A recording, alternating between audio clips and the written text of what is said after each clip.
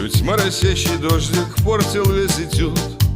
Продрогшие прохожие спешат домой. Ушел на Капошвара в парк 8-й маршрут. Ты без зонта идешь по лужам, боже мой. Случилось просто так, под моросящий дождь. Попали оба мы весенним вечерком. Обычно с женщиной 2 слова не найдешь, а вот с тобой мы говорили обо всем.